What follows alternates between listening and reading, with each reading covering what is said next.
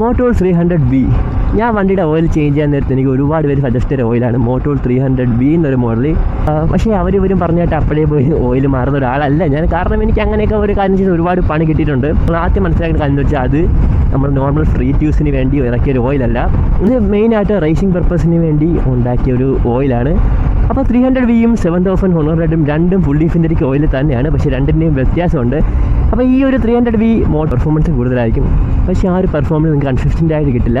കാരണം അതിൻ്റെ drain ഇൻ്റർവലും heat സൈക്കിളും കുറച്ച് കുറവായിരിക്കും.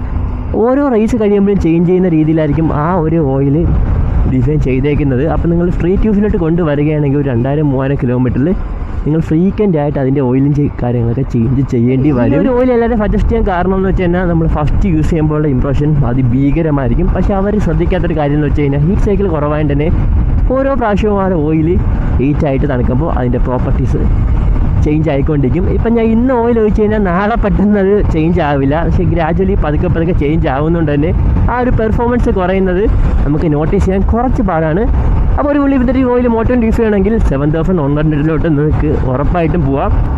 മോട്ടോർ എക്സിൻ്റെ ഓയിൽ എനിക്ക് ഒരുപാട് പേര് സജസ്റ്റ് ചെയ്ത ഓയിലാണ്. പക്ഷേ അതിൻ്റെ റേറ്റ് കേട്ടപ്പോഴത്തേക്ക് ആ സജഷൻ ഞാൻ അപ്പാടെ എങ്കിൽ തള്ളി.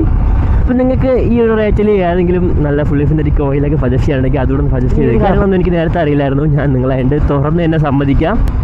അപ്പം ഞാൻ ഇവിടെ നിന്ന് യൂട്യൂബ് ചാനലിൽ എല്ലാം പോയി ഡീറ്റെയിൽ ആയിട്ട് തപ്പിയതിന് ശേഷം മാത്രമാണ് ഈ ഒരു ഫീഡ്ബാക്ക് നിങ്ങൾക്കായിട്ട് കൊണ്ടുവന്നേക്കുന്നത്. പക്ഷേ നിങ്ങൾക്ക് അങ്ങനെ പോയി തപ്പേണ്ട ആവശ്യമൊന്നുമില്ല. കാരണം അങ്ങനെയൊക്കെ തപ്പി ഡീറ്റെയിൽ ആയിട്ട് ഞാൻ ഈ ചാനലിൽ വീഡിയോ ഇടുന്നുണ്ട്. അപ്പോൾ കണ്ടൻറ്റ് ഇഷ്ടപ്പെട്ടാൽ തീർച്ചയായിട്ടും എൻ്റെ അക്കൗണ്ടിൽ ഫോളോ ചെയ്യുക. പിന്നെ